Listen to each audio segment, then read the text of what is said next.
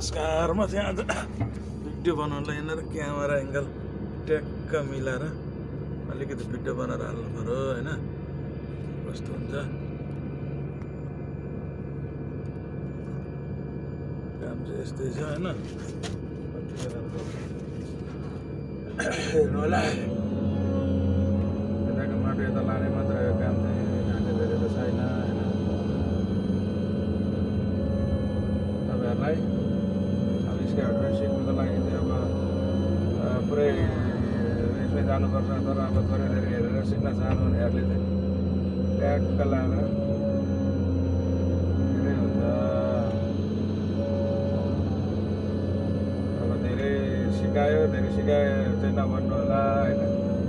अब जति मैले जानेको जानेको जति जानेको त्यही सिकाउने हो मान्छेले, जति जानेको छ त्यही गर्ने हो मान्छेले होइन। ट्याक्कसँगले 2 दिनबाट जतिको भिडियो तपाईँहरूलाई आउँछ। कति हुन्छ के हुन्छ होइन, एङ्गल मिल्छ मिल्दैन, एङ्गल मिलाएको छ कि छैन होइन। एङ्गल सायदै मिलाएको छ होला, मलाई त्यस्तै लाग्छ तारसम्म।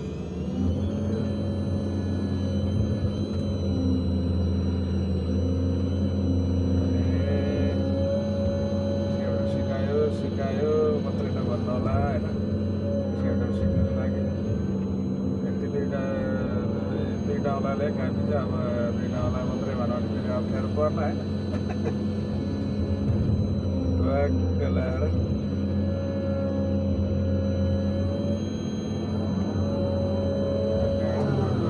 त्यो हुनु त कति क्लियर देखाएको छ होइन। होला अरू त के भनेर अब कतिसम्म सिक्नु सक्छ भने तपाईँहरूको दिमाग क्यापेसिटी दिमागमा फरक पर्छ होइन। हामी पनि पुरै एक्सपोर्ट त होइन, र पनि त्यो चल्दोसम्म सक्नेसम्म चाहिँ गरिन्छ भनौँ, त्यति नै हो होइन। अब